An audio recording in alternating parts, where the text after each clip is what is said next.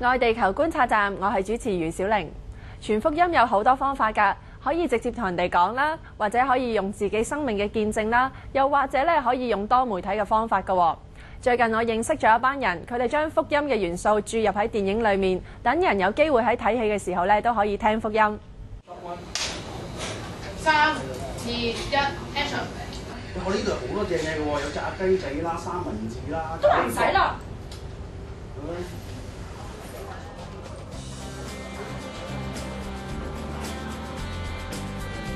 呢度係一個電影嘅拍攝場地，拍攝嘅唔係一啲著名嘅演員，參與拍攝嘅人亦都唔係全部都係專業人士，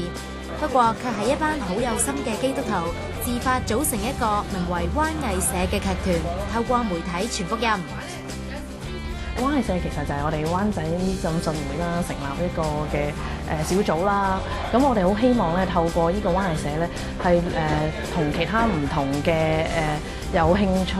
藝術嘅朋友咧走埋一齊，可以咧去分享啦，或者透過參與藝術啦，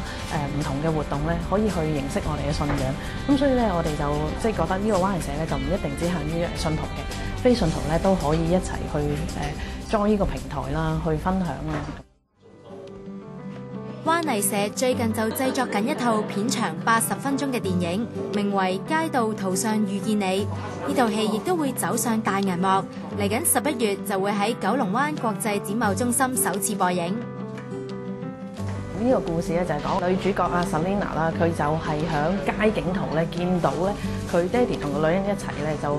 回想起一段往事，就係佢媽咪過身嗰日咧，佢爹哋咧佢俾佢撞到咧，佢爹哋同另一個女人一齊，佢又覺得咧又回想翻起咧近時咧佢唔中意佢爹哋咧嗰段嘅仇恨，之後咧佢就決心啦，諗住咧去揾證據去捉姦，去證明咧佢爹哋咧真係有婚外情。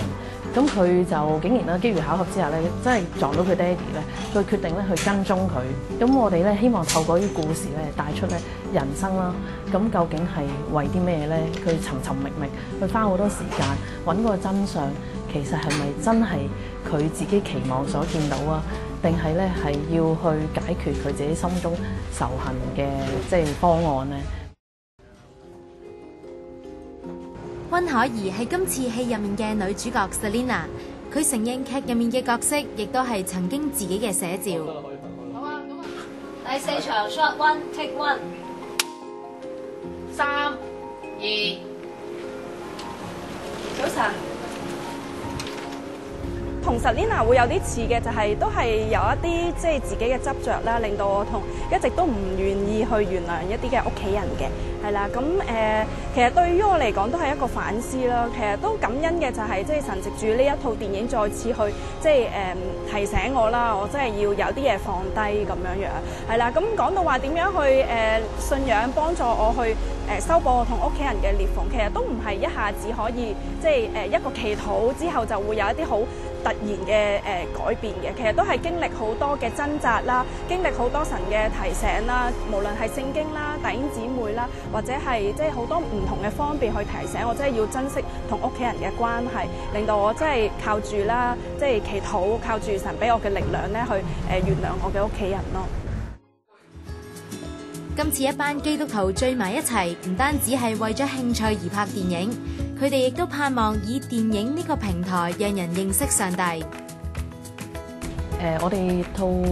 戲啦，裏邊有一個基督徒嘅角色就係叫 Vincent。咁佢其實咧就係個女主角嘅同事啦，之餘咧又係女主角爹哋咧嘅教友嚟嘅，想透過咧呢個基督徒嘅角色咧，係暗喻咧其實上帝一樣。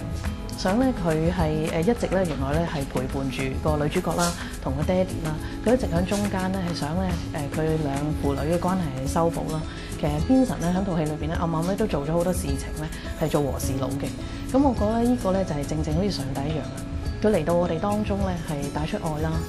叫我哋學習去寬恕啦，同埋咧佢都希望我哋咧係同人咧修補關係，唔單止咧就係我哋同上帝嘅，我哋同人嘅關係都要修補。咁上帝咧就一直咁工作，就想透過咧呢個人物咧去帶出咧即係上帝嘅愛同寬恕係點樣。套電影都會講，因為人嘅執着其實可能錯過咗好多一啲嘅令到自己有改變嘅機會嘅。咁希望藉住呢套戲啦，都俾一啲可能唔係同屋企人關係有問題，但係可能係因為有啲嘅執着，唔願意去放低去認識信仰嘅人咧，希望都可以對佢哋嚟講有一個反思咯。一講到拍電影，唔少人或者教會都覺得係大製作，好難做到。但趙嘉欣就鼓勵有興趣向呢方面發展嘅朋友，不妨多啲使用微電影呢一個平台。即係而家好多商業機構啦，或者呢啲非牟利組織，都利用微電影咧去宣傳佢哋自己嘅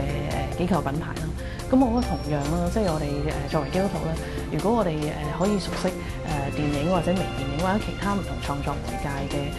朋友咧，都可以透過呢啲媒介咧，係將咧我哋嘅信仰咧注入去。因為咧，尤其是微電影咧，佢個喺網絡上嘅發展咧，而家係好迅速啦。好多人咧都係透過微電影咧去得到一啲信息嘅。如果我哋可以好好利用呢個媒介，一樣可以將上帝咧去宣揚開去。